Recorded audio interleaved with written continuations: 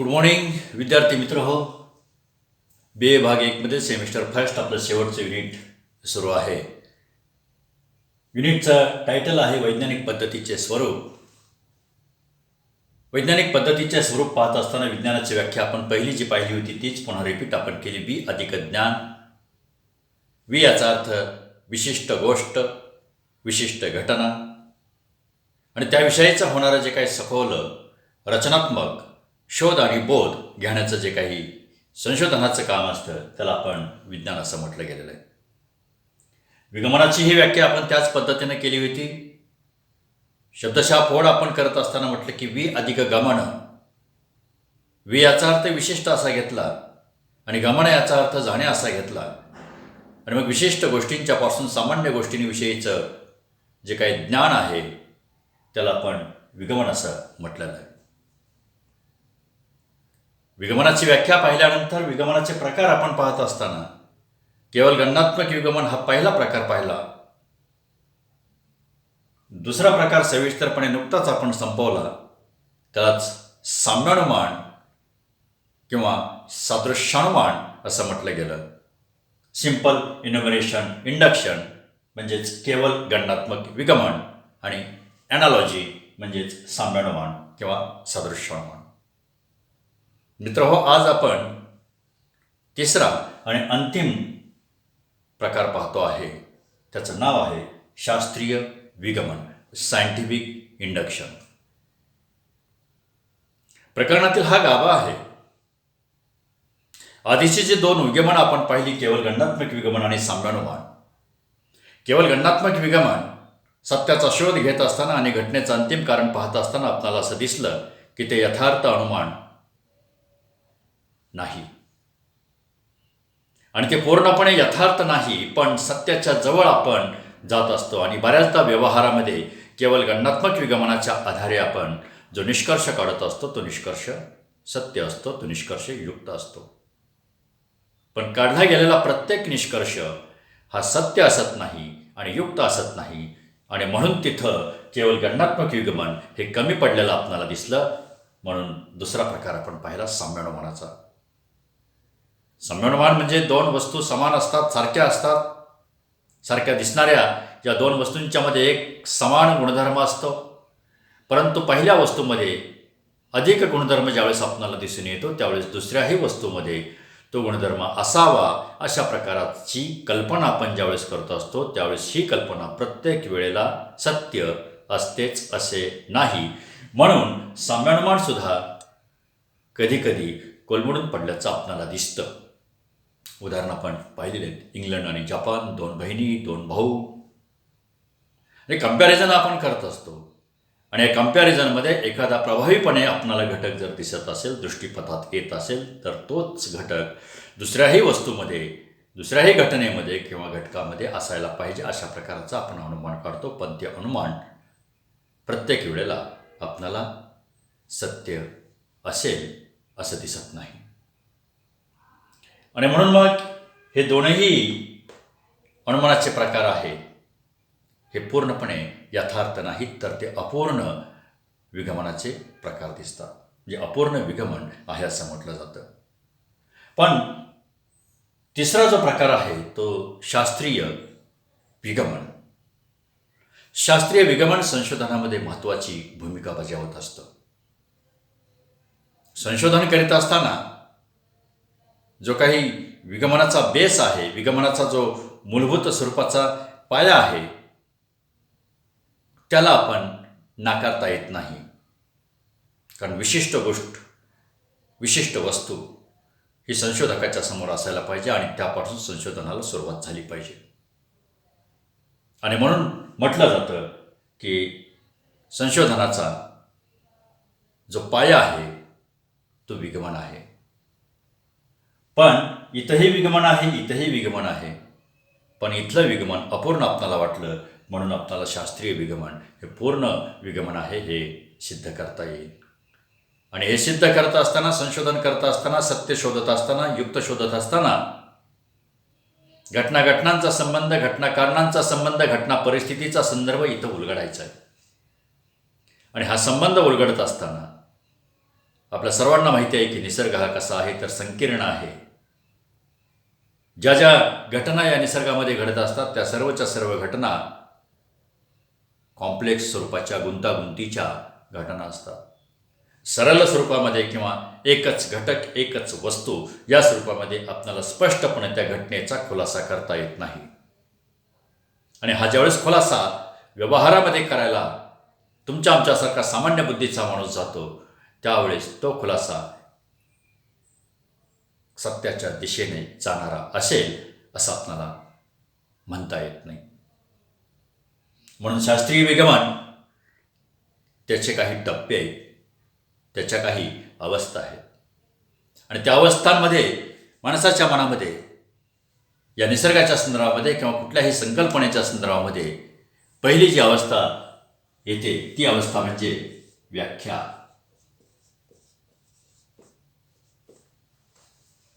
कारण शास्त्रीय विगमनाच्या या अवस्था स्टेजेस ऑफ सायंटिफिक इन्व्हेस्टिगेशन संशोधन करीत असताना केवळ एकच मनामध्ये स्टेज आलेली आहे आणि त्याच्यापासून आपण लगेच अंतिम स्वरूपाचं सत्य निष्पन्न केलेलं आहे असं मानता येत नाही.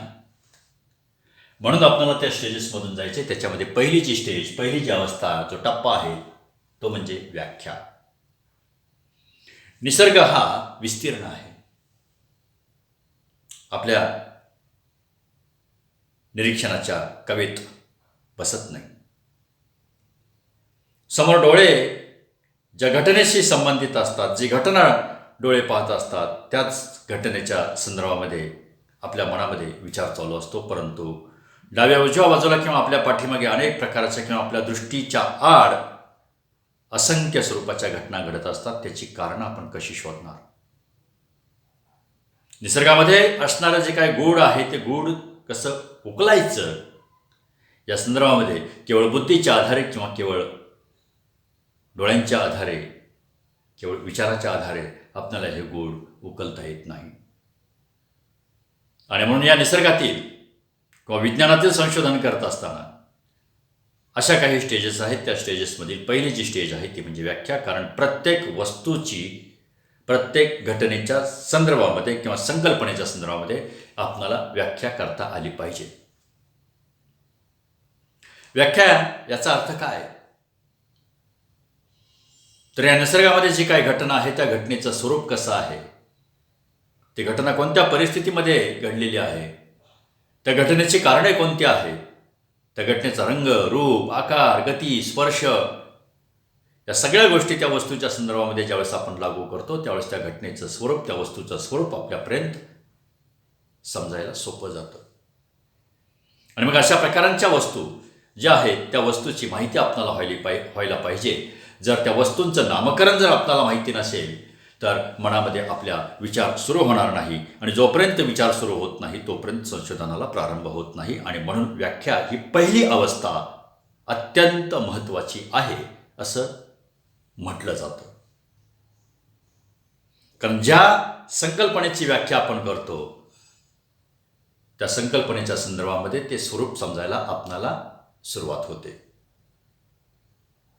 आणि त्या संकल्पनेचं किंवा त्या घटनेचं स्वरूप ज्यावेळेस आपल्याला समजायला सुरुवात होते त्यावेळेस लगेच त्याची उत्तरं निर्मितीच्या स्वरूपामध्ये किंवा कारणांच्या स्वरूपामध्ये आपल्याला सापडतील असं नाही. त्याच्यामध्ये पुन्हा आणखीन काही स्टेजेस आहेत आणि याच स्टेजेसचा, याच अवस्थांचा आपल्याला शास्त्रीय विगमनामध्ये अभ्यास करायचा आहे. पहिल्या अवस्थेचा, पहिल्या टप्प्याचा अभ्यास करत असताना आपण असं म्हणूयात की एखादी घटना घडलेली आहे, पण ती कोणती घटना, त्या घटनेचं नाव आपल्याला माहिती असायला पाहिजे. एखादी वस्तू आपण पाहतो आहे त्या वस्तूचं नाव आपल्याला माहिती असायला पाहिजे. नावानं ती वस्तू आपल्या समोर येते. आपल्या समोर जरी ती एखादी घटना नसेल तर त्या घटनेचा उल्लेख आपण केल्यानंतर ती घटना लगेच आपल्या समोर येते. भूतकाळामध्ये घडलेली असेल किंवा वर्तमानामध्ये एखादी घटना घडत असेल तर त्या घटनेचं नामकरण लगेच उल्लेख आपण करतो की अरे अरे एखाद्याचं घर पेटलं, अरे अरे अपघात झाला. या स्वरूपाच्या ज्या काही घटना आहेत त्या घटनांचा उल्लेख आपण करत असतो. आणि म्हणून संशोधन करत असताना व्याख्या ही पहिली अवस्था फार महत्त्वाची. फॉर एक्झाम्पल आपण उदाहरणच घेऊयात. डोक्यावर असणारा जो काही चंद्र आहे, तो चंद्र ज्यावेळेस आपण पाहतो त्यावेळेस त्या चंद्राचा आकार आपल्याला लहान दिसतो. आणि तोच चंद्र ज्यावेळेस मावळतीला जातो, तोच चंद्र ज्यावेळेस क्षितिजावरती आपल्याला दिसतो, त्यावेळेस त्या चंद्राचा आकार मोठा आपल्याला दिसतो. आणि मग इथं पहा, वस्तू एकच आहे, ग्रह एकच आहे, कारण चंद्र हा ग्रह आहे असं आपण मानलेलं आहे. चंद्र आपल्या डोक्यावरचा जे वस्तू आहे त्या वस्तूचा आकार, जो ग्रह आहे तो त्या ग्रहाचा आकार लहान आपणाला दिसतो आणि क्षितिजावरचा जो चंद्र आहे तो आपणाला मोठा दिसतो. मित्रांनो, या आकारामध्ये जो काही फरक आहे तो फरक का? प्रश्न निर्माण व्हायला पाहिजे. जोपर्यंत प्रश्न निर्माण होत नाही तोपर्यंत आपण उत्तर शोधत नाही, तोपर्यंत आपण विचार करत नाही, तोपर्यंत आपण सत्याचा मार्ग शोधत नाही. आणि सत्याचा मार्ग शोधण्यासाठी प्रश्न आपल्याला निर्माण व्हायला पाहिजेत. आणि प्रश्न जोपर्यंत हे काय आहे, ते काय आहे, अविज्ञानाची सुरुवात किंवा विज्ञानाचा विस्तारच 2 प्रश्नावरून झालेला आहे. पहिला प्रश्न जो आहे तो का, आणि दुसरा जो प्रश्न आहे विस्तारित स्वरूपामध्ये कसे. हे 2 प्रश्न विज्ञानामध्ये नेहमी विचारले गेले, म्हणून विज्ञानाची प्रगती एवढी झालेली आपल्याला दिसते, तंत्रज्ञानाची प्रगती एवढी झालेली आपल्याला दिसते आहे. या विज्ञान आणि तंत्रज्ञानाच्या प्रगतीमध्ये सुद्धा व्याख्या हा घटक फार महत्त्वाचा आपल्याला दिसतो. शिक्षण म्हणजे काय, कशाला शिक्षण म्हणायचं, त्याची डेफिनेशन्स आपल्याला करता आली पाहिजे. कोरोना ही एक महामारी आहे. कोरोना म्हणजे काय?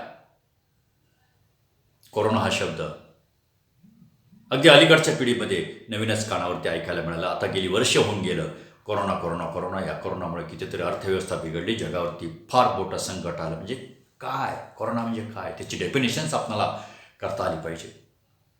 त्याची डेफिनेशन्स आपण केलेले आहे, म्हणून आज आपण अशा प्रकारानं वर्तन प्रणाली करतो आहे. कशी तर ऑनलाईन टीचिंग सुरू झालेलं आहे, वर्गामध्ये क्लास सुरू नाहीत, तुम्ही आम्ही एकमेकाच्या जवळ येऊ शकत नाही, जिथल्या तिथं व्यवहार सुरू असल्याचं आपणाला दिसतं. अगदी केंद्र सरकारनं आणि राज्य सरकारनं ज्यावेळेस लॉकडाऊन जाहीर केलं त्यावेळेस आपण अनुभव घेतलेला आहे. कशाला आपण घाबरलो? मृत्यूला आपण घाबरलो. मृत्यू म्हणजे काय, डेफिनेशन्स करता आली पाहिजे. मृत्यू म्हणजे काय? मृत्यू आपण या जगातून नाहीसा होणार. असणारा आपला श्वास थांबणार, हाताची नाडी थांबणार, दगदग जी हृदयामध्ये सुरू आहे ती पूर्ण थांबणार आणि आपल्याला बोलता येणार नाही, चालता येणार नाही, आपल्याला भूक लागणार नाही, तहान लागणार नाही, बाकीच्या सगळ्या गोष्टी. आज सगळं संपलं. मरण आलं की काही तासामध्ये हे आपलं शरीर स्मशानभूमीमध्ये काही लोक घेऊन जातात आणि त्याची विल्हेवाट लावतात. का तर हा देह जो आहे तो नाशवंत आहे, कारण हा देह नासल्यानंतर पुन्हा सगळीकडे दुर्गंधी येऊ नये आणि म्हणून त्याची विल्हेवाट लावली जाते. पंचत्वात विलीन आत्मा ही संकल्पना ज्यावेळेस आपण स्वीकारतो त्यावेळेस या पद्धतीनं या विधी केल्या जातात. मग डेफिनेशन्स आपण केली, कोणते डेफिनेशन्स? तर मृत्यू, ते आपल्याला माहिती आहे डेफिनेशन त्याची काय आहे, आणि म्हणून आपण सावधगिरीनं वागतो आहोत. म्हणजे मृत्यू म्हणजे काय, कोणाला येतो? सर्वांनाच येतो. या पृथ्वी तलावरती जो काही सजीव आहे त्या प्रत्येकाला ही संकल्पना लागू आहे. आणि मग निसर्गाच्या संदर्भामध्ये ज्या काही घटना असतात त्या घटनांच्या संदर्भामध्ये आपण डोक्यावरचा चंद्र पाहिला आणि क्षितिजावरचा चंद्र ज्यावेळेस आपण पाहतो त्यावेळेस या 2 चंद्रांच्या आकारामध्ये फरक दिसतो. त्यावेळेस आपल्याला पहिली डेफिनेशन्स करावी लागते, ते म्हणजे चंद्र म्हणजे काय. चंद्र म्हणजे काय हे जोपर्यंत आपल्याला समजत नाही तोपर्यंत आपण संशोधनाचा प्रारंभ करू शकत नाही.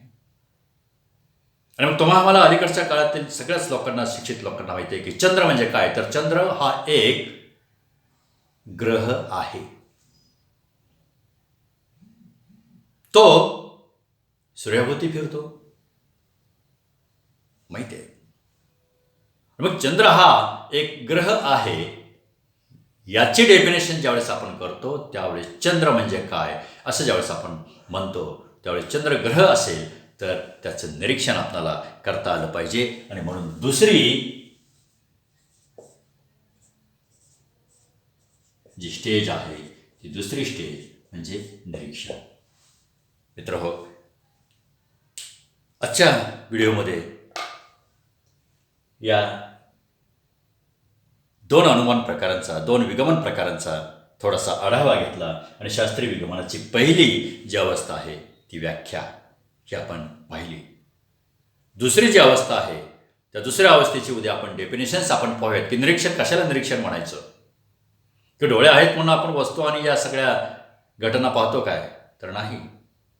तर त्याला सहाय्य करणाऱ्या ज्या काही गोष्टी आहेत त्या सर्व गोष्टींचा म्हणजे 5 प्रक्रिया आहेत, प्रोसेस आहेत.